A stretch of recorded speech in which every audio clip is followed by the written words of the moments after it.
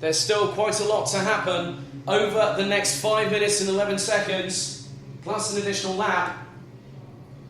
As looks like Karel Stout's gone for third. He's got it! That's a great move. Up the inside of Dean Hugendorn from the Netherlands. So Karel Stout now in third place. Great work from the young Belgian. I'm sure that his mum Katrien and obviously Kernstadt will be listening, as it's definitely kicking off. Hugendorn and Rotax trying to go up the inside of Stout going into turn one. And it has happened. Third to fifth in one corner for Karel Stout, but he's still got time on his side as a youngster from Belgium. Definitely got time on his side. As he looks to the outside, tries to cut in. That could have opened the door for Atola. And then Aratasan is on the back end of the train. So that's a five-way scrap for what is now third place. My apologies there. So still really keeping things going are these Micromax drivers. And a little bit further down the order, it's still quite unsecure, let's say. As Stout up the inside of Rotax into turn 12 to take fourth now. As Stout then gets one fired up the inside of him in retaliation by Rotax, as Siabra right on the back bumper now of Babisek, it looks like, I think. Or it might be Villeneuve from Finland. Villeneuve now coming under pressure from the Wolf from Portugal, who's right on the back bumper, heading down the back straightaway. As Stout now down back in fifth position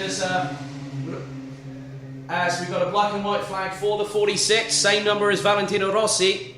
João Barros from Portugal has got a black and white warning flag. Also, Lorenzo Campos has absolutely flown up the order. Fellow countryman too, Rodrigo Siabra now up into P16. As there's more changes for position, as Aratasan has now got up into P6. He's got past Atola, I believe.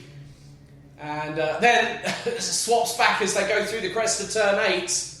Down the hill, Marsh and Radenkovic are interlocked in a stalemate, as there was nearly a change for third place there. I think there is. Rotax has got up into third plus Hugendorn. Stout on the back bumper. Meanwhile, Attila gets passed by Arata down into turn 12. Arata keeps to the inside line, keeps Attila out a little bit wide, who takes a tighter line going through turns 13 and 14. And the Finn will now have the slipstream on the Japanese driver, who's punching a hole in the dirty end. Attila was trying to go over to the outside. He's cut back in. Arata will get the inside run going into turn 17. Meanwhile, Scott Marsh is closing on Mateo Radenkovic in the tow with 2 minutes and 23 seconds plus an additional lap left to go. We're now on to lap 8 of this race, and Scott Marsh said he's going to try and do his level best. And if he gets second, he goes to Le Mans in late July. As again, Rotax is now passed. Rotax has now been passed by Hugendorn. And Stout still keeping with them. But in the meantime, Arata and Atola in 7th and 6th respectively, still having their own skirmish. As there's a little bit of contact between Karel Stout, who tried to go to the outside of Thomas Rotax through the braking zone of turn number 10 through 11. As Stout goes back up the inside of Rotax to take back P4. So as Rotax again returns the favour through turn 13, electrifying battling between our Micromax competitors, as Rodrigo Siabra is hunting down the number 30 in this. I think it's the number 30, if memory serves me correctly. That is Jimenez Artimen. So Siabra now up into P14. He's coming alongside the Spanish driver. And Campos is with his countryman. Campos bump drafting as Siabra goes up the inside and takes the position. So the Wolf goes up into P13. Attila still ahead of Arata in the battle for what is 6th position, but it's changed again. Arata-san now up ahead in 6th position and is closing on the back bumper of Karel Stout, but the leaders have got a real breakaway now, and the lead is now in the hands of Scott Marsh. Scott Marsh, with about 45 seconds on the clock, has got Mateo Radenkovic on the back foot. But in the meantime, the cumulative scores, it would be 45 points apiece as Radenkovic goes to the outside of turn 12. Hugendorn has got third, nearly in the bag, but Rotax is coming under pressure from Karel Stout. Radenkovic still trying to get past. He wants to do the double and get a definitive victory, but it will go to Countback. Up the inside of the number 23, which is Tom Strelikus Zhubimov in the number 12. But Scott Marsh is going to have one more lap. I don't think they're going to make it. They're going to come across the line very, very quickly. Final lap it is. Scott Marsh goes ultra defensive, heading into turn 1 for the final time as it's 3 abreast synchronised formation. I think that was Carol Stout trying to go up the inside of Rotax. So still the lead is undecided at the minute. But it's still Scott Marsh. Scott Marsh from Great Britain leads the Micromax second final here at Karting Campillos. They've got a massive lead of about 3 seconds from the driver now in 3rd place. Arata stands still in 6th. I think Carol Stout still is now in, that's going to be 5th place for the Belgian. Thomas Rudokas still in 4th, but Scott Marsh takes the tight line heading into turn 12 for the final time. He's got Radenkovic charging at him as Atala goes up the inside as Arata drifts slightly wide as the back end steps out to reclaim 6th on turn number 12. As again, 12 and 23, Zhubimov and Sturdy battling away, and that is going to allow the driver behind, it's 3 wide into turn 13. My goodness, but round the final corner from Great Britain, down the Holland Racing, Scott Marsh wins. That puts him and Matej Radenkovic level on points, 45 points apiece, but it's going to go down to count back. Scott Marsh, I'm not sure. It's going to be down to the cumulative totals over the race weekend, but Scott Marsh has put one up on Matej Radenkovic to win the second Micromax final. A drag race between 30 and 35. Jimenez Artimen and Garcia Diaz, both Spaniards, rounding out the top 15th and 16th positions. But Scott Marsh, with one hand in the air, celebrating as he came out of the final corner, wins the second Micromax final here. And he's punching the air. So he's either got one or 2 things. He's coming to the Euro Trophy in 2020 for all 3 rounds, starting at Karting Genk in 48 days' time, or he's going to Le Mans in late July. Matej Radenkovic takes 2nd. Dean Hugendorn takes 3rd. Thomas Rudokas takes 4th. Hugendorn will provisionally secure a 1-round entry to the Euro Trophy of his choice of Genk, Adria or PFI. Carol Stout takes 4th behind Rudokas. Atala in 6th, Arata in 7th, Sinibok, Klugel, Strele, Fuentes, Zhubimov, Siabra and Campos both make it into the top 15. 13th and 14th respectively. Jimenez Artimen rounds out the point scorers provisionally in 15th ahead of Garcia Diaz. Paulsen in 17th, Barros in 18th, Nurmi, Leskinen, Babisek, Plinta, Borodin, Karinen, France, and Nadim being the last of the 26 classified winners, racers that have finished. But I think there's been a bit of celebration down in the pit lane. Please make sure that if you completed your racing, please make sure that you head to your drivers will get back their licences when you've weighed on the scales. Please also return your borrowed transponders there. But we'll wait for the final podium, so it's either going to be Scott Marsh or Matej Radenkovic that wins the Winter Cup in 2020.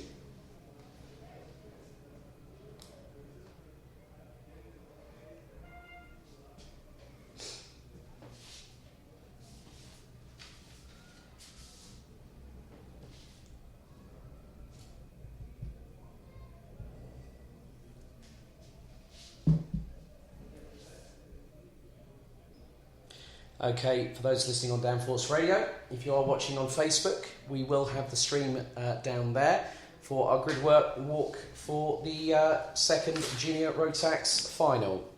So just going dark here on the broadcast, but if you are on Facebook, please head to the Rotax Max Euro Trophy Facebook page, as we are also streaming live there. Thank you.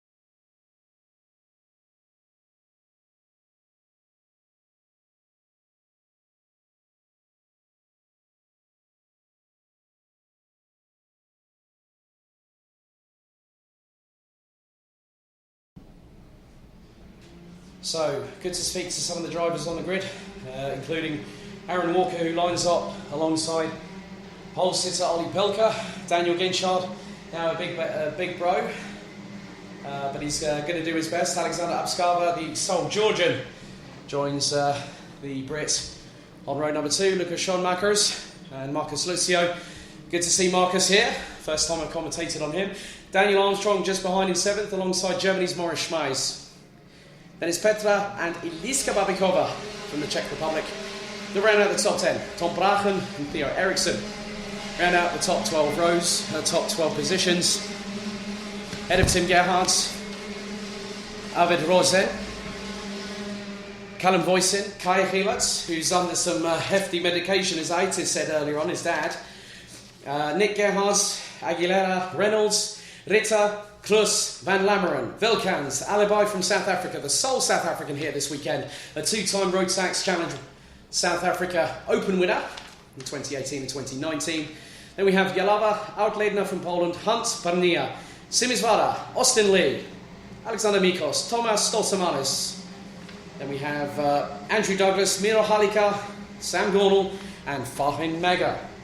That is the 36 strong contingent, as they're now getting into the rolling start formation phase here at Circuito Internacional de Karting Campillos.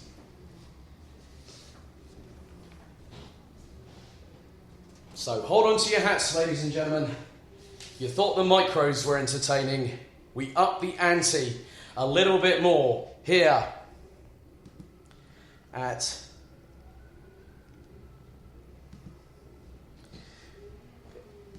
Campillos. A great weekend so far. A big thank you to Katrin Carol Stoutsman for messaging me on Facebook. I'm sure there's plenty more opportunities for your son to have in terms of getting good results, but he's got to be proud of how he's been battling all the day and all the weekend long. We go into the tram lines for 11 minutes plus an additional lap. We go lights out. A great start from Ollie Pilka, who literally caught everyone napping, and Aaron Walker was caught unawares with Abkazava, Ginchard. You've got Lucio in there, Schoenmakers. So it is a Polish driver leading, followed by 4 Brits. Then it's Lukas Schoenmakers, Morris Schmeis. Everyone seems to be getting through the first lap unscathed so far, as the field has now fully exited turn 7. The lead is now through down the hill on turn 9. As it's going to be cat and mouse again, as Abkazava has got Daniel Ginchard right behind. Ginchard starting from third on the grid. Got jumped by the Georgian as the lights went out.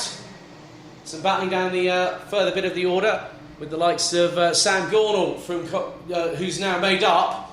He started in the penultimate grid position, P35. He's now up what looks to be P32 by my reckoning, as just in front of him, Mikos, I think, might have gone up the inside of Simisvara as Ginchard gets past Abkazava for 3rd place. Meanwhile, the 2 at the front of the field, Ollie Pilka and Aaron Walker, now lead, and they have a gap over Dan Ginchard by about 6 3/4 tenths of a second as we go on to lap number 2 of the race. Changes for positions. Edgars Vilkans up to P19 ahead of Nick Gerhardt. Callum Voisin 13th. Milan Ritter up to 13th. Tim Gerhardt's up to 10th. Tom Brache now up to 10th position, up to 12th for Tim Gerhardt, 10th for Tom Brache. Teammates at SP Motorsport, both running on the Kart Republic chassis, as the top 5 look to be even closer. And then Schoenmakers is trying to close up, as is Marcus Lucio, whose dad said thank you for speaking to him on the grid. I said, well, it's the first time I've ever commentated on him, as Bracken goes clattering in to the side of Petra Babikova, and that's lost her a lot of places. I count probably 4 to 5 there for the Czech Republic driver.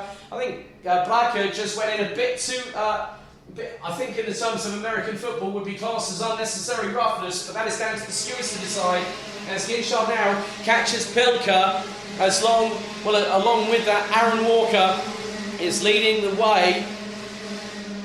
And again, we've got a repeat of what happened in the junior final, but it depends on what happens, who is going to end up where. The results will be finalised a little bit later, so I'm not too sure. I'm going to leave it to the organisation to give me all the relevant point scores when we go to the podiums at about 4:15 this afternoon local time approximately, and that's in about 2 hours. As Pilker now trying to hustle his way past Aaron Walker. Dan Ginchard now right on the back bumper of the Polish driver. And just behind is Abkazava from Georgia.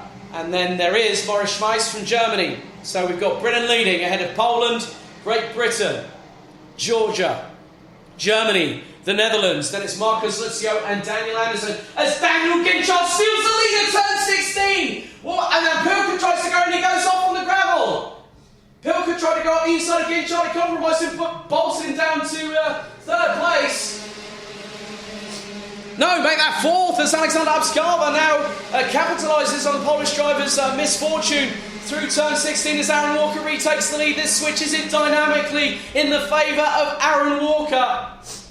As Pilker being challenged by Schoenemakers for P4 through turn 6. And right behind them, you've got you've got Morris Schmeiss, you've got Lukas Schoenemakers, Marcus Luzio, Daniel Armstrong, Tim Gerhardt, and now Callum Voisin is in the top 10. He started P15 and he's been capitalising on all the caramellages that have been happening out in France.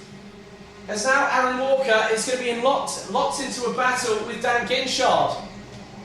And the way things stand at the moment, Pilker would have 13 points, putting him on effectively 38, giving Aaron Walker the advantage and approximately 45 points to his credit. But that is still with 6 minutes and 45 seconds to go, plus an additional lap. It's all or nothing. It's the gloves that are truly off, the elbows will be out. As Ginchard right on the back bumper is side by side between Schoenemakers and Schmeiss, going up into T1. Up the hill they go again. They're now on lap number 5. This is absolutely relentless. From the junior Rotax division, as up the inside of one of the drivers comes somebody else. I think that might be that Callum Voisin has got past Daniel Armstrong for 9th position. As now the hunt is on, as Ginchard tries to keep on muscling his way behind Aaron Walker from Strawberry Racing. Alexander Abskava rounds out the top 3 ahead of Oliver Pilker. Marcus Luzio now up into 5th, having started in P6. So even if Aaron Walker gets a 2nd place finish, he will have done enough, provisionally speaking, as Pilker on the back foot and needs to get himself into 3rd position. If Walker ends up 2nd, he needs to finish 3rd. He needs to be in 3rd place at the end of it all. But it's going to be a tall order.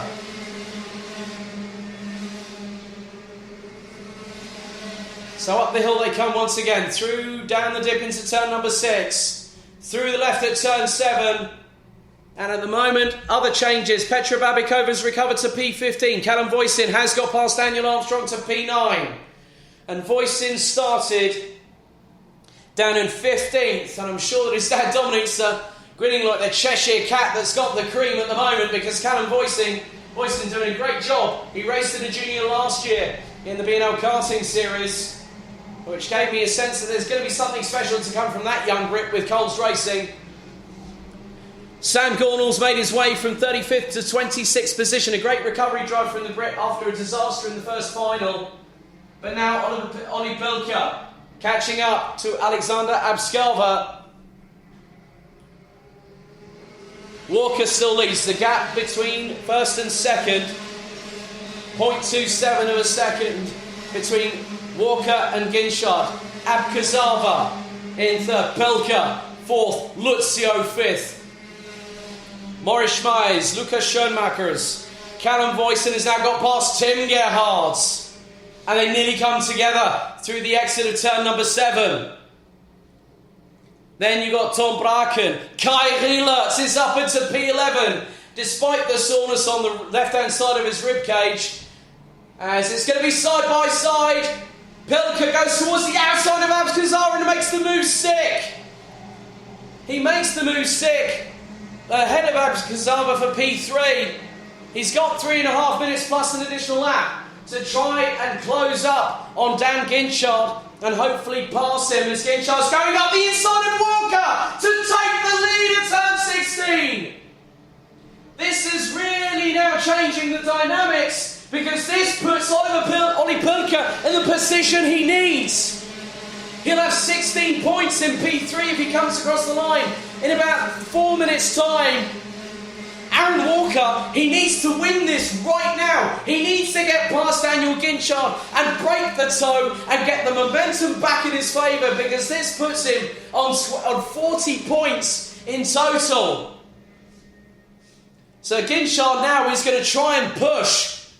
But the thing is that he's the one punching the air for Aaron Walker. And if Ollie Pilker gets behind Walker too, you know what, Matt? That means the Polish driver will get a double toe as Aaron Walker retakes the lead on turn 12 up the inside of Daniel Ginchard.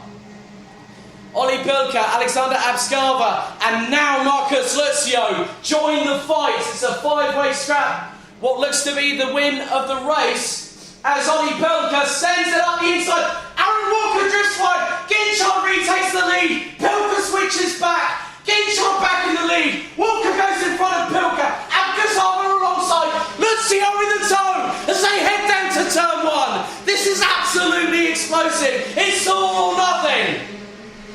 Walker back into the lead, back in the position he needs to be in. Pilker still languishing in third as Lucio up the inside of Abkazava. Through the turn 5. It's absolutely pandemonium. Walker's dropping to fourth. Ginchard takes the lead. Someone's run wide towards turn 9. That's a Dan Holland racing car. It's absolutely imploded here. Absolutely imploded. And Ollie Pilker is in second. Aaron Walker touches with him and goes sideways but controls it. Abkazava side by side with Walker through turn 13. And that's Callum Voisin up to 4th from 15th on the grid. 15th on the grid, now going for 3rd, and he's got it. Callum Voisin in 3rd place. Aaron Walker in 4th. And just behind is Marcus Lucio from Great Britain. This is absolutely fantastic stuff. Less than 60 seconds to go. Someone get the defibrillator on standby for me, because I think I might need it. So if you hear the word clear on the microphone, you know why. But Dan Ginchard. Now, if I'm correct in saying this, it could be Dan Ginchard is on effectively 41 points. He would end up, I think, joint second. No, actually he'd end up second, because Ollie Pilker is now in second position on the road with Callum Voisin from Coles Racing up to P3 from 15th on the road. So 12 on the clock. Dan Ginchard will come through turn 16. I think it's going to be for the penultimate time if he can get round turn 17. There's 4 on the clock. He's not going to make it. It's going to be the final lap. Time's expired. Final lap it is. Dan Ginchard leads by a comfortable margin. 0.8 of a second. Ollie Pilker trying to chase him down, but he's got to try and keep away from Aaron Walker, who's down in 4th place. Callum Voisin has done an absolute sterling drive, one of the best of the weekend, to put him into P3. And that will give him 17 points after the end of this action. Theo Eriksson gets past Milan Ritter for 16th. Maurice Schmeiss has got past Kai Hillis, who rounds out the top 10. As the leaders come down the hill through turns 10 and 11 for the final time. And it is all kicking off from 2nd to 4th. Voisin goes defensive as Walker goes towards the outside of the turn at turn 12. Can't get the switchback done. As we head down the back straightaway for the final time here in Junior Rotax. Ginchard is not going to be challenged, but what is Aaron Walker going to do? He's got 3 corners to go. Checkered flags being prepared. Ollie Pilker will finish in second, which is where he needs to be. Well done, Daniel Ginchard, to win. And Aaron Walker finishes 4th behind Callum Voisin, of all people. And by my immediate calculations, I must honestly say, I think that means Dan Ginchard will end up as the runner-up in this, but provisionally speaking. Dan Ginchard takes the win of an implosive, explosive, dynamite-filled Junior Road Tax Final 2 extravaganza by 5/6 of a second from Ollie Pilker, who provisionally speaking has won the 2020 Rotax Max Challenge Winter Cup Junior Rotax Division, and thereby gets his entry for the full season for a title assault in 2020. Callum Voisin sprung up the order like a coiled spring from 15th to 3rd. Aaron Walker finishes in 4th, which puts him on, by my reckoning, 13 points. So that puts him on 33. You then have Tim Gerhards in 5th, Lucas Schoenmakers in 6th, Marcus Lucio in 7th, Tom Braken in 8th, Morris Schmeiss, Kari Hillitz round out the top 10. Daniel Armstrong and Alexander Abkazava round out the top 12, with Arvid Rosen, Petra Babikova, Harry Reynolds rounding out the top 15. Farin Mega, Theo Eriksson, Sam Gornall, Miran Ritter, Akil Alibai, Tova Stolsamanis, Guillermo Pernia, Alexei Yalava, Valentin Klus, Miro Halika, Edkars Vilkans, Nick Gerhards, David Outleitner, Austin Lee, Marco Aguilera, Alexander Mikos, Alvar Zimizvara, Andrew Douglas and Daniel Hunt all finished the race. 34 drivers, with Eliska Babikova and Colin Van Lammeren unfortunately retiring on the very first lap of the race.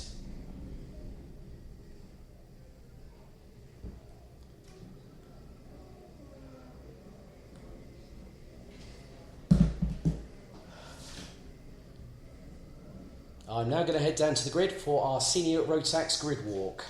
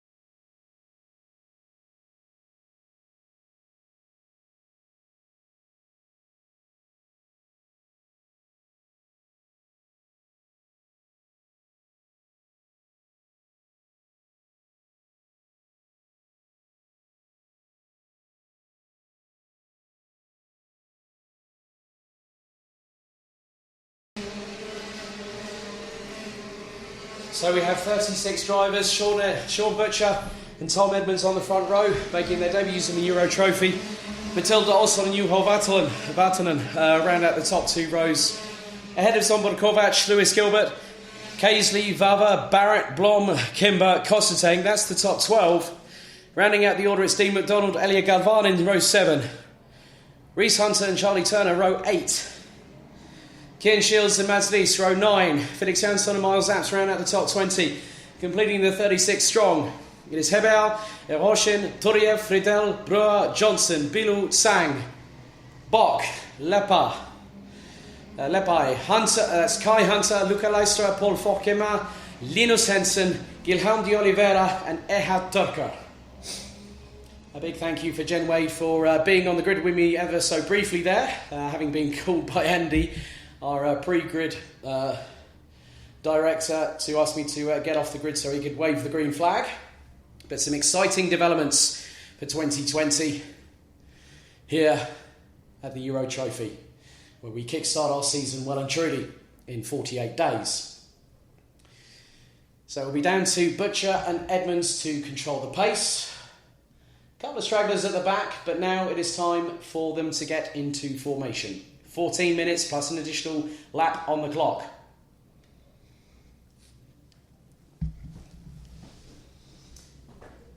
The predictions, once again, out of the window as we go into the tram lines for the Senior Rotax Final 2. Revs rise, lights go out, we go racing, heading into turn 1. For the first time, an absolute swarm of Senior Rotax is heading into turn 1 up the hill. As Matilda Olsson jumps into second position on the start, the Swedish Rotax Max Euro Trophy champion from last year gets up into second position. So effectively, Olsson needs to win this race at the very least, and Sean Butcher and Tom Edmonds not to factor into the top 2 at all. But Valtonen in 4th place, it could be anybody's. We'll confirm all the results after everything has transpired here as the drivers make their way through turn number 13. The majority of the drivers, and there is the 399 of Luca Leistra from Belgium, unfortunately down at the back part of the field, but at the front of it, it looks like Valtonen has got up into 3rd place. And the driver leading the way, it is Sean Butcher, as we've had a multi-cut caramellage off of turn 11, and I count 6 individuals. So yellow flags being waved. We've got a full course yellow situation. I didn't catch that incident, but there are several drivers that will no longer be taking part in this race.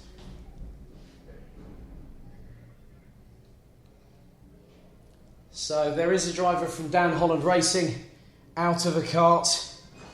Couldn't really make out who it was, but it's still a lot. So we have quite a few drivers. I'm having a look at the timing screens. It is changing all the time. Full course yellow it's basically the karting equivalent of a code 60 in endurance racing. For those that listen to the likes of Radio Le Mans with John Hindhaugh, Johnny Palmer, Joe Bradley, Shay Adam. Have to give them a shout out because they do fantastic work all year round, having started. 381 is one of them. That's Kian Sang, unfortunately, on the Red Speed chassis. The 305 is also forlorn. That's Guilherme de Oliveira. The steering looks to be absolutely decimated on the front of that kart. There's one also. There's actually 2 karts. One on the outside. I think we might have both Miles Apps and Maxim Turiev possibly out. So full course yellow still in effect as the marshals trying to clear the wreckage of the karts that are forlorn. The timer will still count down. This now changes things dramatically. Sean Butcher is on course for a perfect score in the finals. Cumulatively speaking, he is on 50 points. Matilda Olsson started in 3rd. She's now in 2nd. That puts her on 36 points.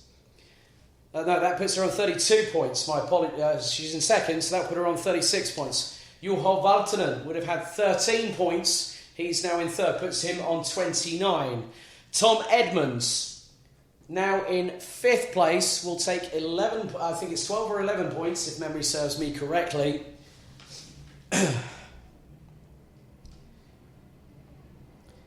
So he will get 11 points. That will put him on 31. So we will have an extended period whilst they try and clear the wreckage. Full course yellow still has been employed after what has been a dramatic start to this race here at Karting Campillos in Andalusia. The winner of the Senior Rotax weekend will get a free entry to the complete season. Free entry for 2 weekends of their choice of the 4 rounds starting in Genk in 48 days. That's 6 weeks from now. And then third place will get an entry to the International Trophy at Le Mans. Full course yellow. Well, yellow flag's being employed still. And then also the top rookie, which means those that have made their debut here this weekend in Euro Trophy. So the only way that they qualify as a quote-unquote rookie status will be the fact that they have not competed in 2018 and 2019 in the Euro Trophy. And the top junior rookie, now obviously it depends on what happens. If we have a rookie win, they will take both prizes. So Sean Butcher might not only go to all 4 rounds of the Euro Trophy, but might end up in Le Mans. But it is still undecided. There is no prediction that can be thrown in anyone's general direction. Sarah and I both agreed that there was going to be no predictions made. And in some respects, I'm quite glad, because it means that as it unfolds before our eyes, we are on tenterhooks. We are on the edge of our seats, the fingernails bit down to the quick. But it is now about those that will react, and react positively, react as if they're going forward towards a goal that they are driven to attain. And that very much is true as the field bunches up once again. Looks like we are about to go green very, very shortly. Full course yellow employed, or yellow flags towards turn 16. And what's happened? Sean Butcher, I think, he's been told no. He's been told to slow. So Sean Butcher, now the rest of the field gets going, and Matilda Olsen has just slowed. Matilda Olsen suffers drama, but the only thing that I can think of now is what has happened there. It was still full course yellow, and Sean Butcher punched it. That really changes things. Significantly, I might add. Because now,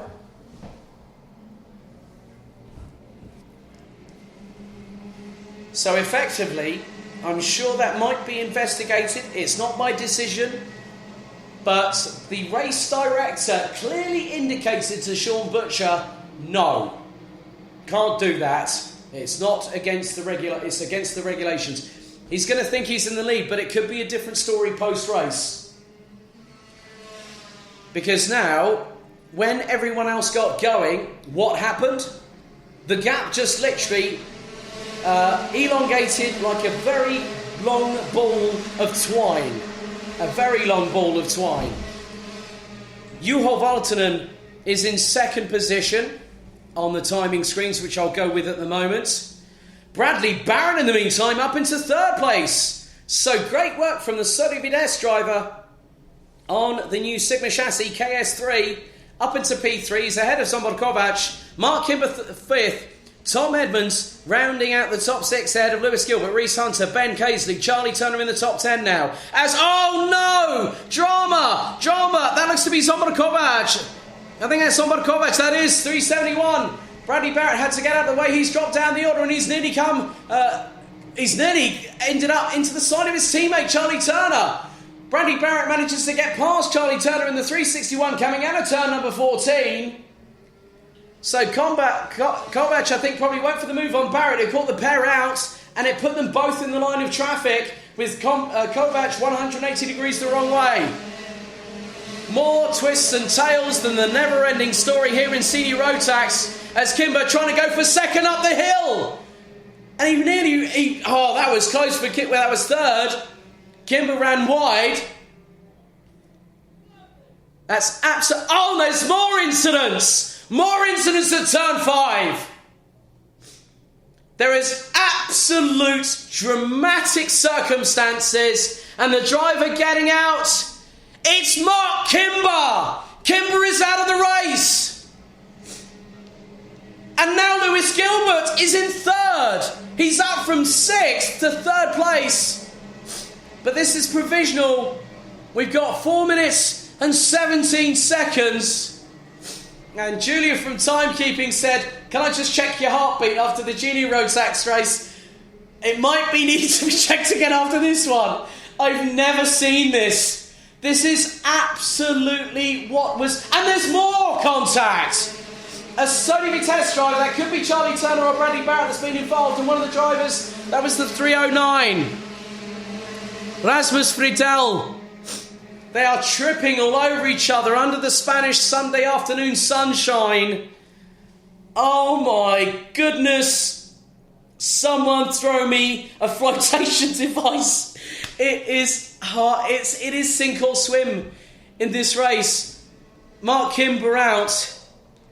Miles Apps. Dean McDonald is another casualty.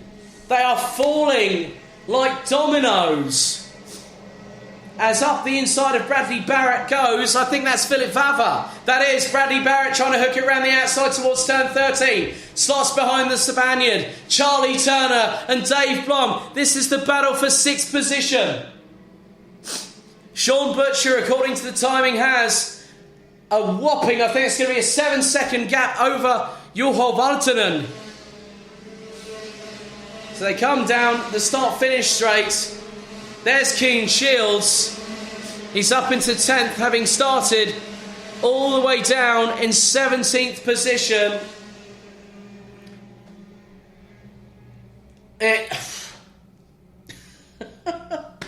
I'm sorry, I have to laugh there because I can't believe my very eyes. And I'm here at the circuit.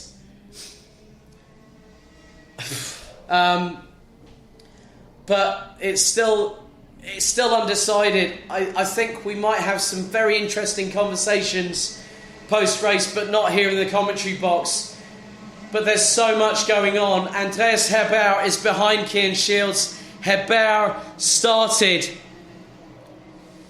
in, let's just have a look here, 21st. He's now up into 11th position. We go into the final 2 minutes as Sean Butcher starts lap number 10. Juho Valtonen in prime position, I fear. But I can't predict because I'm not a mathematician. I don't have a crystal ball. He's 6.96 seconds behind Lewis Gilbert.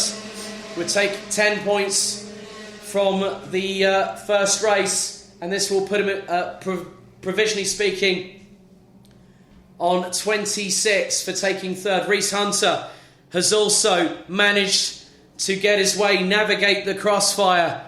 The cross-counter fire that has been happening all over the circuit here at Karting Campillos. And he started down in 15th up to 4th. Ben Casely still in 5th position at the moment.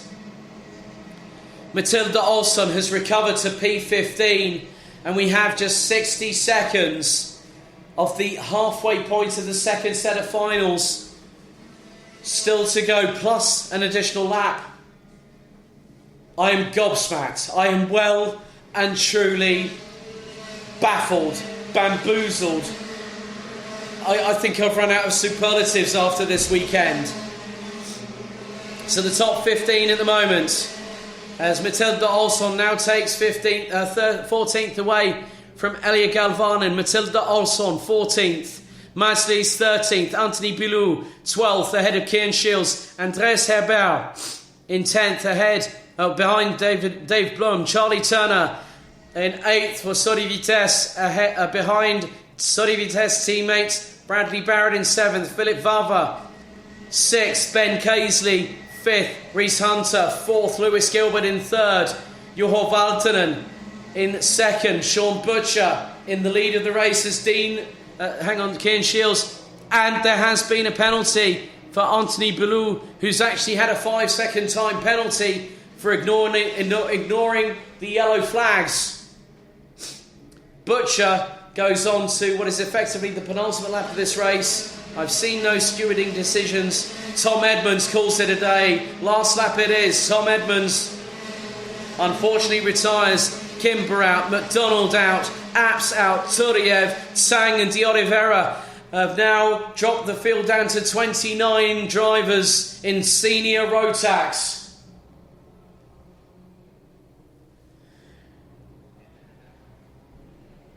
As Sean Butcher makes his way down to turn 12 for the final time. Into turn 13, Juho Valton and Lewis Gilbert, that's the top 3. As there's been a penalty now for 371. Zombor Kovac, who's been given a 5-second penalty for causing a collision. I'm not at all surprised by that choice. As the checkered flag waves for Sean Butcher, who does the double, as it's absolutely kicking off for around about 4th in the dying moments. Juho Valtonen takes 2nd, Lewis Gilbert 3rd. Reese Hunter 4th, Ben Kaisley 5th, Philip Vava in 6th ahead of Brad Barrett, Dave Blum, Charlie Turner, Andreas Herbert up from 21st to 10th place. Great to see that there's more points on the board for Sodi Vitesse, UK Sodi factory-based team run by Mark Barrett, Bradley's dad. But hand on heart, in my start of my 3rd European season, that was far from what I expected this weekend. 11th was Bilou, who's got a penalty post-race. Kian Shields, 12th. Matilda Olsson rounds out her weekend with disaster on the restart. 13th for the Swede. Then we have Mads Wies, 14th. Elia Galvanen, 15th. Rasmus Fridell in 16th. Luca Leistra, 17th. Lori Lepai, Felix Jansson, James Johnson, Zombor Kovac, Fabian Bock, Paul Fokema, Ehad Turka, Kai Hunter, Stormbrewer, Linus Henson, Eduardo Cosseteng and Tima Eroshin, rounding out the 29 that finished with Tom Edmonds, Mark Kimber, Dean McDonald, Miles Apps, Maxim Turiev, Kian Sang and Guilherme de Oliveira. All retirements of this race. What a dramatic Senior Rotax final 2 here in Andalusia.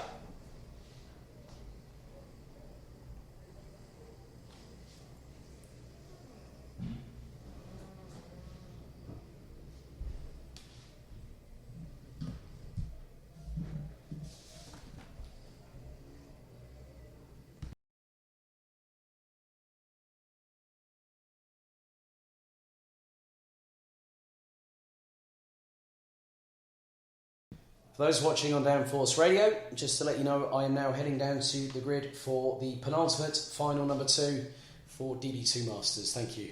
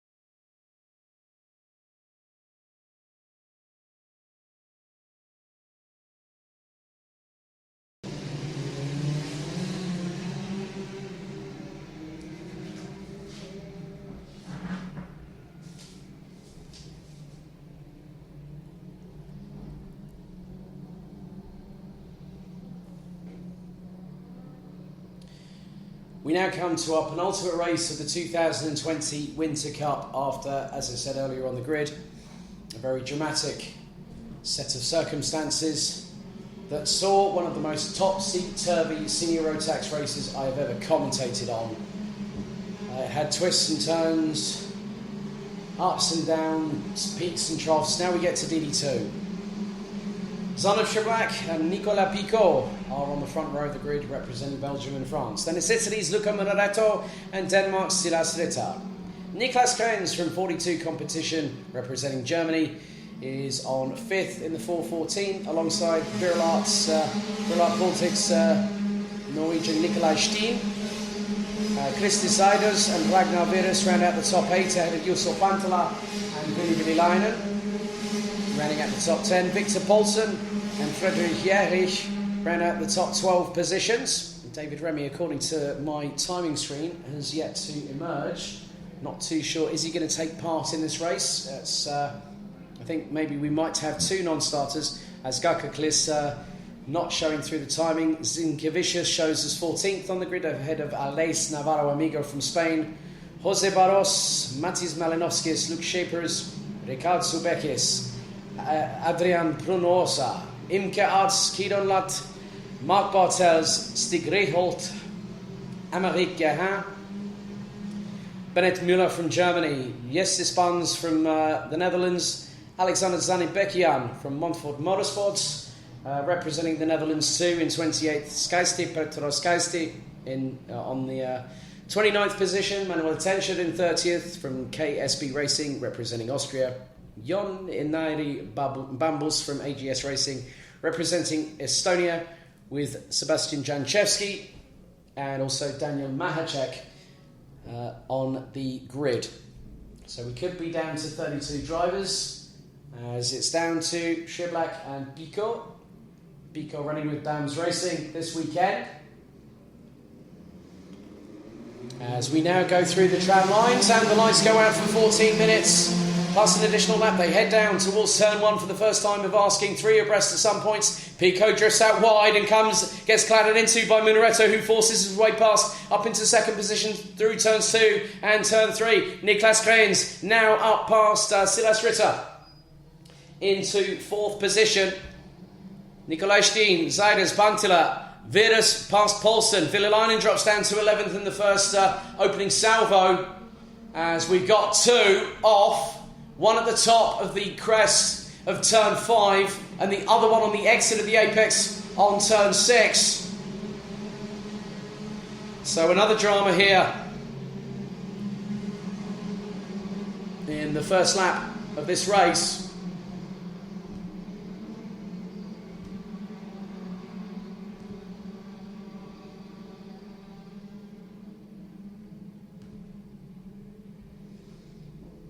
And it's absolute craziness here.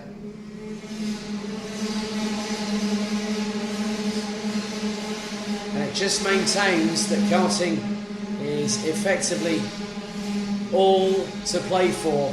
Zander Triblak is in the hot seat, as yellow flags being waved towards turns 5 and 6. The yellows have looked to have been retracted, I believe, there. So we still have plenty of this race still left to go, as we will crown very shortly the way that Zander Triblak has been racing this weekend. He is he has competed for Team Belgium in DD2 for the last 2 years in the Grand Finals, both at Conde Pareba in Brazil, when they Rotax headed there for the Grand Finals for the very first time, and then to Sarno in southern Italy last October. As they come across the start-finish line to start lap number 3 with 11 minutes and 4:50 to go on the clock, plus an additional lap. Ragnar Virus was the fastest driver out there, as Stig Reholt and Jesse Spans are the drivers that are no longer participating, down to effectively 30 competitors now. David Remy, non-starter, unfortunately. So the Swede, based out of Stockholm for Dan Holland Racing, decided to live to fight another day.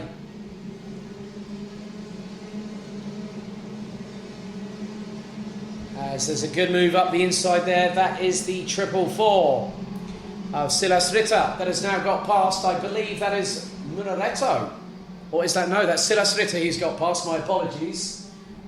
Well, Silas Ritter is definitely up there, and I think he is in now third place, which is the case. So Munaretto from 54 Squadra Corse has got Niklas Grens from Germany breathing down the back of his race overalls right now. As the Germans in the tow as they cross the start-finish line. Nicola Pico trying to hunt down Sander Schriblak. And at the moment, in terms of the virtual standings, it's 50 points for Schriblak, 40 for Pico.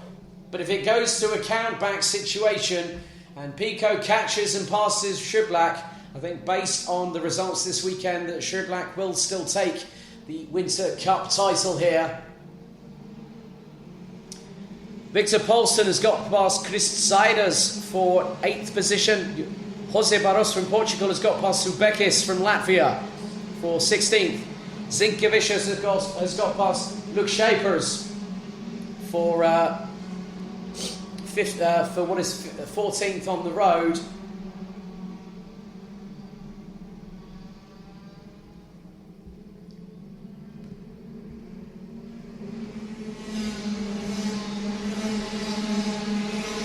Come across the line to complete another lap here with just over 9.5 minutes remaining.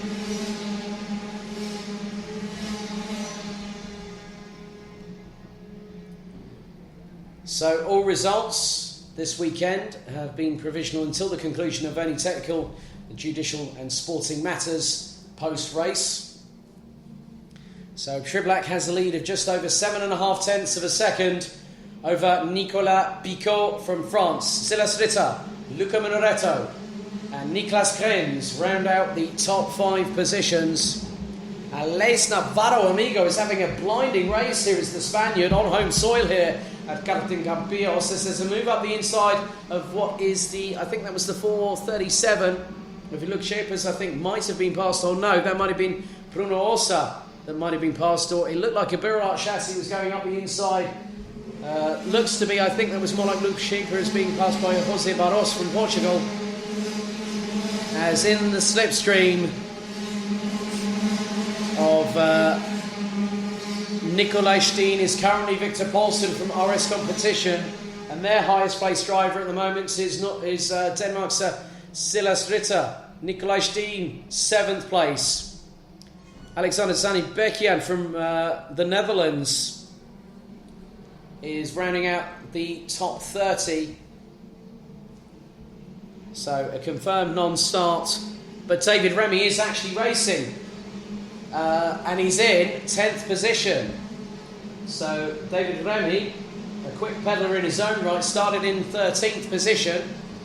We're fast approaching just the 7.5 minute mark remaining, plus 1 additional lap. Here at Karting Campillos for what has been one of the most dramatic race weekends I have ever commentated on. We're now at 7 minutes 30 plus an additional lap remaining here in Karting Campillos.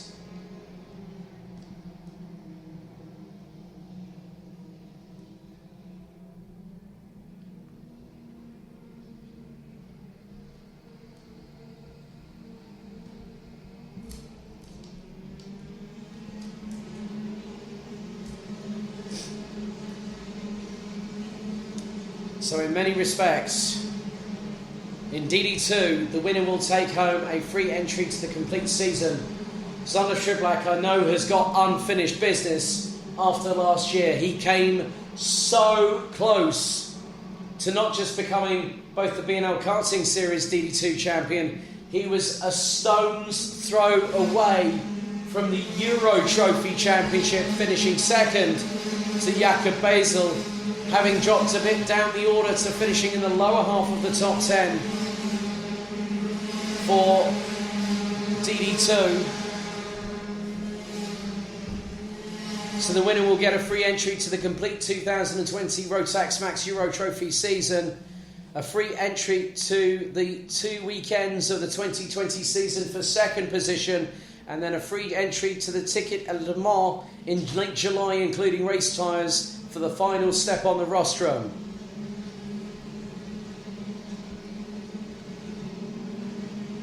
So the running order with 5 minutes and 53 seconds, and Silas Ritter is actually closing up on Nicolas Picot. Luca Muneretto started in third place. That's 16 points from the first encounter here earlier on today,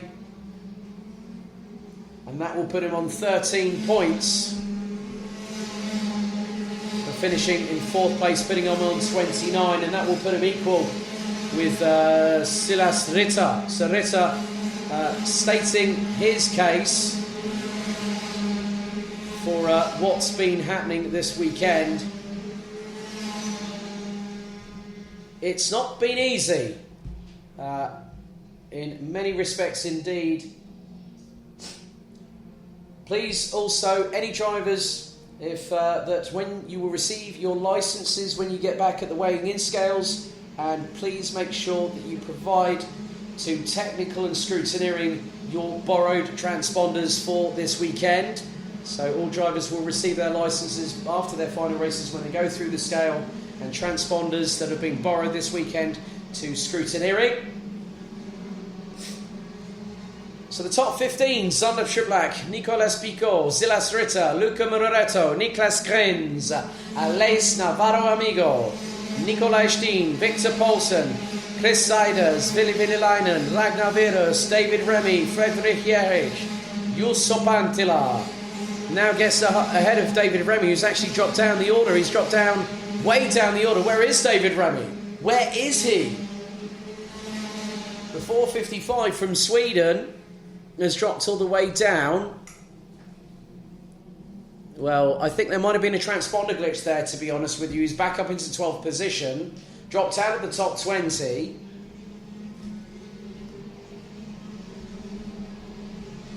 So,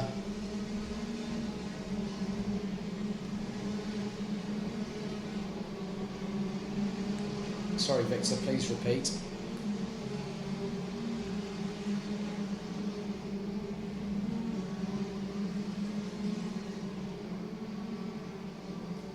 Roger that, thank you. I've just been informed by our stream director, thank you very much, Victor, that David Remy is actually being manually counted because his transponder either isn't on the cart or isn't working. So they're doing it old school, like a cricket scorebook. For those people that don't understand, there's a bit of an argy-bargy going up the hill through turns 2, 3 and up to 4, and that is towards the back part of the top 12 there. Into the last 180 seconds we go, plus an additional lap. It's been a flawless, consistent performance from Zander Schublak, from Bouvin Power in the 402 from Belgium. It's been his weekend in the southern Spanish sunshine. He leads by 1.9 seconds. The top 15 from 10th onwards is Vili Vililainen, Ragnar Virus, Friedrich Jerich, who's got past David Remy, who drops to 14th. Then you've also got Andreas Zinkevicius from who's running on a Birolart chassis on the 424, rounds out the top 15. Schublak really putting in the hot laps, and he's put in a qualifier one, if ever I saw one. A little bit earlier, he's running consistently in the low 63 ones, so 63, 142.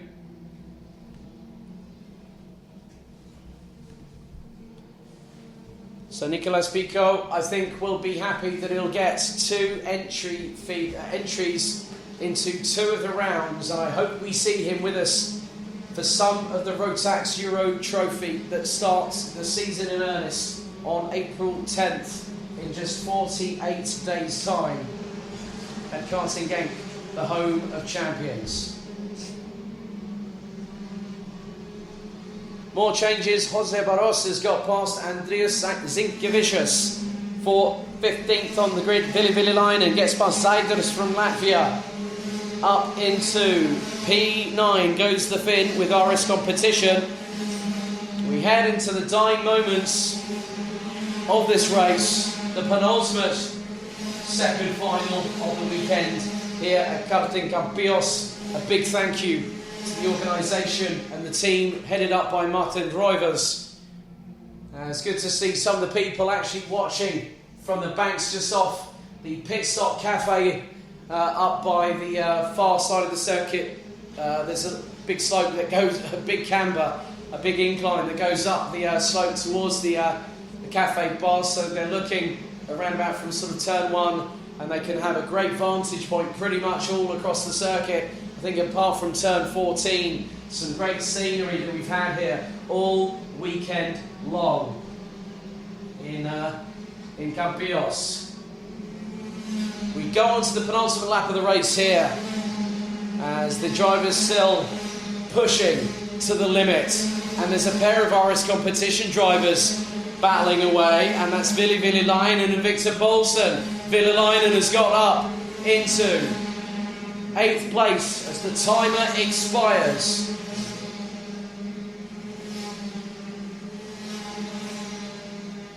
So nice work by Vili Lainen, who started in 10th. He's now up into 8th place. But the lead for Zander Schriblak is a whopping 2.346 seconds. And Silas Ritter is getting a little bit closer than I think Nicola Pico would like. The gap now was just less than 0.4 of a second, and on the last lap around, Pico did a 63.3. It was a 63.148 over 2.2 of a second. Was clawed back by the Dane. And there's some great talents that have come out of Denmark. Jan Magnussen, having run in IMSA with Corvette Racing for a number of years. His son Kevin, who races alongside Romain Grosjean in Haas in Formula One, is testing the first half of the 2020 Formula One season has concluded. And of course the icon that is Mr. Le Mans, 9-time 24-hour Le Mans winner Tom Christensen. And Silas, I think, is probably one of the youngest on this grid. You can start from the year of when you are 15 plus, as he's closing up on Pico. A little bit further down the order, the 441 of Ragnar Virus is trying to steal it away for 9th place ahead of Victor Poulsen. But now the checkered flag waves. It's been a flawless performance for Belgian Zander Schriblak, who fist pumps by the right-hand side of the steering wheel as he crosses the line. He's got his tickets, he's got his entries for a full campaign on a 2020 Euro Trophy assault. Nicola Pico rounds out as vice-champion in the Winter Cup this year. For him, 2 entries of his choice to any of the 4 rounds of this year's Euro Trophy. If he takes 2, I'm sure he's going to enter the other 2, because it would be a great battle between him and Schriblak. And that will be at Genk, Adria, PF International or Wackersdorf. Silas Ritter takes 3rd, and with that, provisionally speaking, takes the ticket to Le Mans, including a set of race tyres. 4th goes to Luca Minoretto, close but no cigar for the Italian based in the north of the country. Niklas Krenz, 5th for Germany. Alex Navarro Amigo, 6th for Spain. Nikolai Steen for Norway. Vili Lainen, Victor Poulsen, Ragnar Virus, Chris Seiders, Friedrich Jerich, David Remy, Jusso Pantela, Jose Barros, Sinkevicius, Zubekis, Janchevsky recovers to 18th. Shapers, Tencher, Bartels, Mahacek, Bruno Osa, Malinovskis, Bambus, Arts, Müller, Petroskaite, Zanipekian, Gehan, Lut, Reholt and Spans unfortunately didn't finish the race, with Garca Carles not even starting.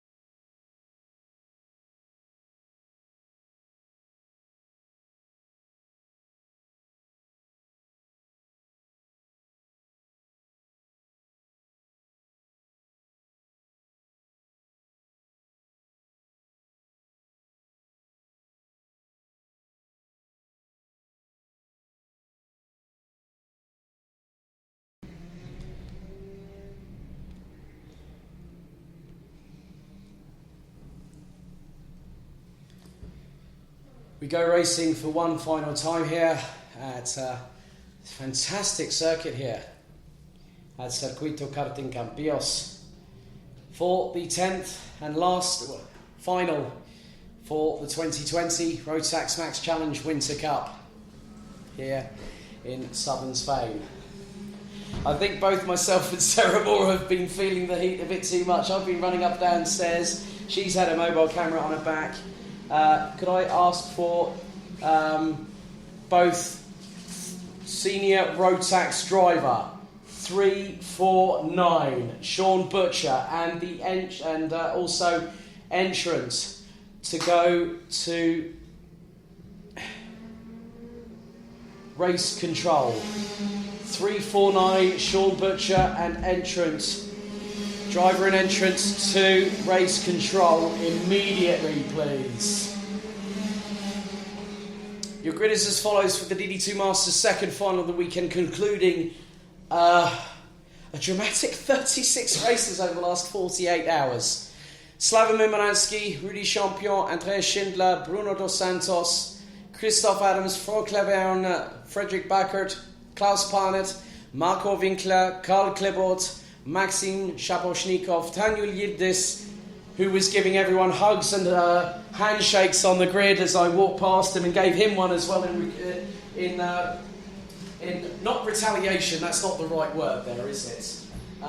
In reciprocation, that's the word, and that's a long word after a heck of a weekend in the commentary box, so I must be completely truthful. But before we go racing, it's good to have you back in the box. I think we've definitely been put through the ringer, as you've got a very busy week in London coming up when you land at Stansted. But we won't go into that.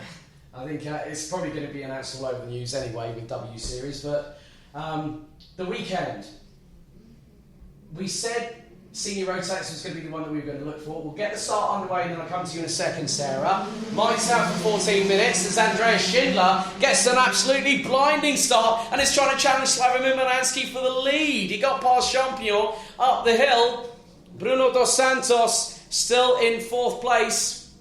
I think that's Christoph Adams says, well, Champion has responded on Schindler through turn 5, makes the move stick. And then we've got Christoph Adams and Frank Leverne. This is incredibly close. There is someone right at the back end of the field. So we'll just concentrate on this for a couple of minutes. Rodrigo Pinilos is the one at the back end of the field that I think is languishing a little bit further back. Or it could be somebody else. But Slavomir Moransky, I wished him good luck on the circuit. And I said, good to see you back in action. And he's back to where he belongs normally when I see him at the front of the field. But he had a difficult season in 2019. But Sarah, I think we're both speechless, especially after the Senior Rotax. We've had a development where 349 has now been called to race control, but we're not talking about that. We're talking about the weekend in general. I mean, just from the level up and down every single class we've had, it's been nothing short of amazing, is it? Exactly that. Yeah, it's been great to watch. I've watched most of it from down on the pre-grid downstairs. Yeah, there's been some fantastic battles out there. Some people unfortunately didn't make it, but that's racing. I'm sure they'll come back fighting. But yeah, it was great to watch. Like I say, some good battles. I think I said at the start of the weekend after watching practice and qualifying that the seniors would be the ones to watch, and they definitely delivered. In more than spades, I think, because Rudy Champion now has taken the lead from Slavomir Moransky. So Champion now in second, now in first, takes the lead from the Polish driver. As it's getting a bit heated a little bit further down the order, there's been a change. I think that might be, Marco Winkler that might have made up a position there. And he's just in front of Klaus Parnet, who's in the 5:02. Some great racing. I think what the DD2 Masters drivers want to do is give us a bit of a show, and that is definitely what's happening, because the field is a lot more concertinaed than it was in the first final, where Slavomir Moransky just romped away with a victory. We got 11.5 minutes plus an additional lap. Moransky's dropped back a little bit, but he's taken 2 heat wins, pole position, a final 1 victory, and I think in many respects, even if Champion and Moransky end up equal on points, I think it may go in the way of Moransky because of his cumulative results on countback throughout the weekend. As Christophe Adam gets his head down and he's just ahead of Franck Claveron. This is a battle for 5th position, and just up ahead is Bruno dos Santos. Then it's Baker, Winkler, Parnet, Clermont right on the back bumper of the 502. He's going to slipstream in and go back down towards the main straightaway as Adams goes up. Champion goes up the hill. Adams now confirmed in 6th position, and I think I'll just keep an eye. No, Carl Clibort has not made the move expected on Klaus Parnet as Jan Carlsen, for the 2nd race in succession, pulls in into the pits, and that's a real shame for the KH Racing Team driver on the Birolart chassis from Sweden. 10 minutes and 13 plus an additional lap left to go here. And there is still plenty of time. You can never count anybody out. As up the inside of the 553 of Frederick Baker goes Marco Winkler, and on the back part of them is Karl Clibort, the Baker, as he's more commonly known as. He goes up the inside. That was a perfect textbook manoeuvre. Just launched it, late brakes like he meant it, sent it up the inside after licking the stamp. And great textbook manoeuvre there from Karl Clibort.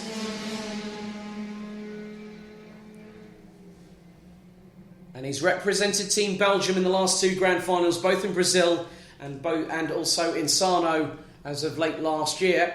Both him and Christophe actually qualified for the grand finals against the remaining 70 best Rotax DD2 Masters drivers from across the globe. And for those wondering at home with the grand finals, how do you enter? An entry for the grand finals is not about entering. It is about success. It is about merit. Being at the top of your game, as we've had Klaus Parnet now overtake Frederick Baker. It's there battling away. That is over 9th place as Karl Clibort is trying to chase down Marco Winkler. There's a difference with the Rotax Grand Finals in terms of its colour, its ambience, its carnival-like atmosphere. Hence why I call it the chaotic carnival of colour, especially when Henry Baudet is at the bottom of the grandstand trying to get people to come down into to get them all for the group photograph, and seeing 360 people trying their level best to see what they can do. That's a sight in itself. And you have to qualify. You have to go through a one-off event if they offer grand finals tickets, or you have to go through a domestic or an international competition like we have with, say, the Motorsport UK British Kart Championships, the Belgian Max Challenge, the BNL Karting Series, us at the Rotax Max Euro Trophy, Rotax Max Challenge Germany, amongst many others, Chrono Karting if you're in the Netherlands, for instance. And there is so much Rotax action going on. South Africa's got underway. The UAE is in the tail end of its season, heading to Al Ain Raceway a bit later on this month for the penultimate round of the championship. So the gap now between Rudy Champion and Slavomir Moransky is now 0.864 of a second. Lap times between the pair, about a tenth adrift in favour of Champion. Moransky still holds the fastest lap of this race. A 1 minute 3.973. And Andreas Schindler just puts in his fastest lap of the race itself, a 1 minute 4.2 flat. 1 minute 4.723 from Bruno dos Santos, who is about 1.9 seconds adrift of the German. Franck Claveron makes it 3 Frenchmen in the top 5, rounding out the top 5, and he is currently 1.8 seconds or thereabouts behind Bruno dos Santos. We've had Tanju Yildiz, unfortunately, I think, has called it a day. The German running on the Cosmic chassis, which I think I saw the FM Racing logos on the side. He's out of the running. Jan Carlsen went out. Just to let people know on the live stream on Facebook and YouTube, unfortunately we will not be streaming the podium live, but hopefully we might have some imagery to show on our social medias in due course after this weekend has concluded. Ido Andrisani and Conrad Bayer, I'm looking forward to seeing you both in action a little bit later on as I see another entrance into the first round of the Euro Trophy at Karting Genk. The name of said driver, I've got to give a shout out to Piotrek and Max Swiderski. They've just entered. I think. Well, they've gone. Actually, looks like they wanted to enter for Adria. That's Genk. So event 2. This is event 1, according to Eva. You can go onto the official Rotax Racing app via Apple, or you can also go via Google Play if you use an Android smartphone, or you can go to rotax-ems.com/capital R capital M capital E capital C /. That will put you through, and then you can register your interest for that particular round, which starts in just 48 days' time.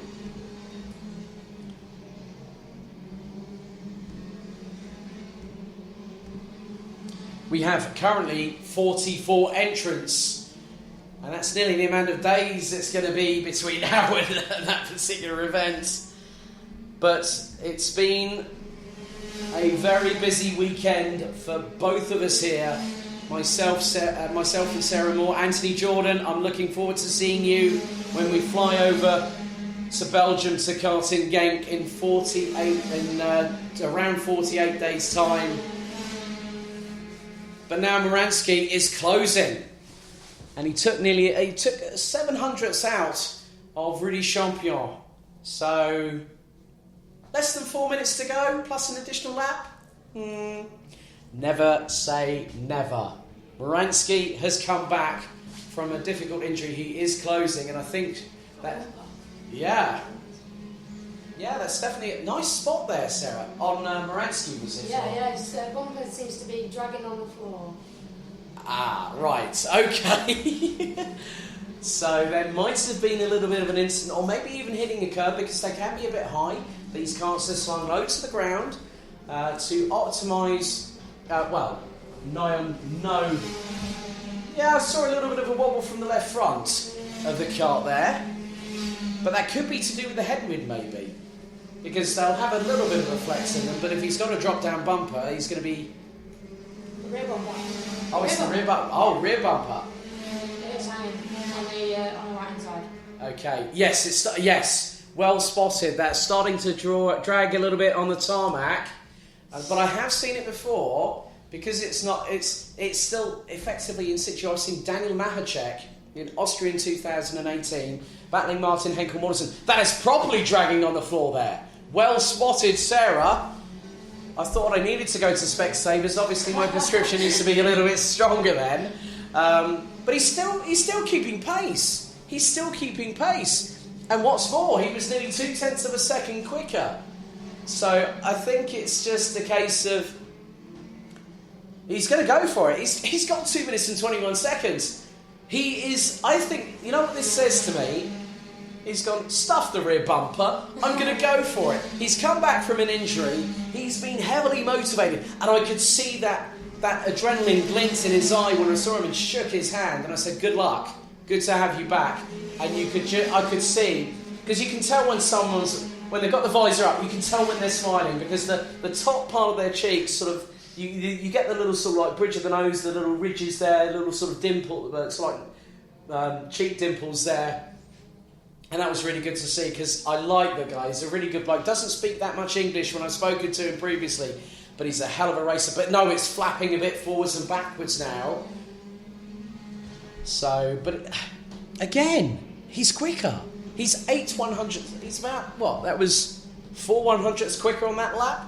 So he's keeping pace. interesting. But I don't think it's severe enough for them to call it as a mechanical. If it was hanging and was flailing like no tomorrow, if it's stuck there, in that position for the rest of the race, as we go into the last 70 seconds, plus an additional lap of the race weekend here, at the conclusion of the Rotax Max Challenge Winter Cup here, as Carl Klebot looking very racy in the dying stages. He's right behind Marco Winkler. That is for 7th position. There's Rudy Champion. Slavomir Moransky is about 3 kart lengths behind. And I think I'm not too sure, we might be there or thereabouts, probably 5 to 10 seconds. With the pace they're running at the moment, I think they could still make it for possibly next time they cross the line. We'll go on to the effectively the penultimate lap. So yeah, it's going to be close as Christoph Adams gets one thrown up the inside of him by Frank Levin as Marco Winkler and Carl Klebot have a little bit of wheel-to-wheel contact there. But here's Slavomir Moransky, he's about a car length and a half behind. The gap was 0.238. 0.186. Now we're on the penultimate lap. That bumper's dragging. That's really dragging now. And with these cambers, as we were talking about earlier on in the broadcast era, that's really showing that you go onto a camber-heavy circuit like this, you have a problem with the rear bumper. It's going to start scraping. It's going to cause problems. But not in a mechanical sense, because all it's done is attached to the chassis frame that's got the rear axle bolted to it, and then you can see that is moving backwards and forwards. It's insecure on the right-hand side. So it's going to be quite interesting, but I think realistically what we're going to have is that they'll take the checkered flag in the positions. As I said, technical and sporting matters will be discussed post-race if required. So all race results as called by myself are provisional. Final lap board for Rudy Champion from Piquet's Competition. Slavomir Moransky, I think, has now decided, I've tried catching him up, I'm going to settle for second. It puts them tied on points, and if it goes the way of Moransky, I won't be surprised with the fact he's taken pole position in qualifying practice. He's also won both heats yesterday as they go down the hill for the final time, through into turn 10, heavy on the brakes into turn 11 where it's quite bumpy as they go left. And Carl Klebot trying to get past Christoph Adams and closes up quickly down towards turn 9 as the 510 on the 555. As they now go into turns 10 and 11 for the final time. It's the last lap of the event. What a whirlwind 72 hours it's been here at Campillos. But the checkered flag will wave one final time in Andalusia. This time around it's Rudy Champion. 5.44 from PKS Competition. Winning by 0.376 ahead of Slavomir Moransky. Andreas Schindler again finishes third, which I think pretty much secures his place as third on the rostrum, but unfortunately close but no cigar for the German from Aris Competition. But either way, it doesn't really matter because we will see both Rudy Champion and Slavomir Moransky at some point this season, one of them with a free season entry for all 4 events, one with two event tickets of their entries of their choice. So Rudy Champion wins the final race out of 36 here at Karting Campillos. Slavomir Moransky takes second. Andreas Schindler finishes 5 seconds adrift in third. Bruno dos Santos rounds out the top 4 with Franck Levin making it 3 Frenchmen in the top 5. A bit of sportsmanship there from the 502 of Klaus Barnett and Frederick Bakert in the 553, who finished 10th and 9th respectively.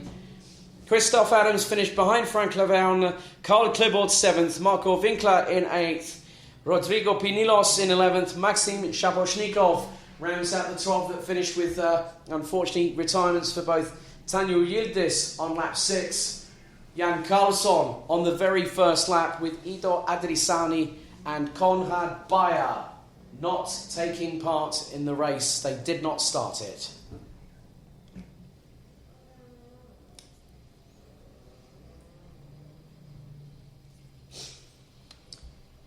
So, for those listening on the Downforce radio stream, thank you very much for joining myself and Sarah Moore all throughout the weekend. Sarah, it's been an absolute hoot. I wish you all the very, very best of luck for Season 2 of W Series when you get underway at Igora Drive in St. Petersburg in Russia. A bit of a different circuit, a new start, but then heading to Kota and Mexico. Yep. Alongside Formula One. I think for you ladies that are going out there, the 18 that have already been selected, including the 12, which you are one of the returnees from the inaugural season, that must be a big feather in the cap for W Series to really rethink racing in 2020, wouldn't you say? Yeah, definitely. It's definitely something that we all kind of dream of, is just to be part of the Formula One paddock. So to have W Series heading over to Texas and then to Mexico for the final 2 rounds. I don't think many of us drivers could really believe it when they told us. So yeah, I think there'll be quite a few highlights to the season, but for me, I'm definitely looking forward to heading to Texas. I think for me that's always been one of my favourites, but to win the season in Mexico, that's super special. Brilliant. Thank you very much for being with us for the Winter Cup this weekend. Live on Rotax Radio. Apologies for some of the transmission issues we've had on our debut weekend for this channel. But 31,000 worth of euros worth of prizes have been decided. Join myself, Jake, and Jake Sanson for the second instalment of Send It for all things karting. We'll be talking about the Miami Winter Cup held in Valencia 2 weeks ago. The Rotax Winter Cup we've just had. Jake has an exclusive interview with Electrohead's pioneer, Formula One's very own Rob Smedley. This coming Thursday, you don't want to miss it. There's a lot of fallout from both Winter Cups and a lot of exciting news to talk about. So join myself and Jake then this coming Thursday. Thank you for listening. Don't forget, follow us on our relevant social medias at Downforce Radio on Twitter, Downforce Radio on Facebook, and on Instagram at Downforce Motorsport. Make sure, if you want to head to our website, it's downforceracing.uk. Thank you for joining me and Sarah Moore throughout the weekend. And we'll be back with Rotax Radio for the B&L Karting Series kickoff in just less than 14 days' time. Safe evening to everybody and enjoy the rest of your Sunday afternoon. Thank you for listening.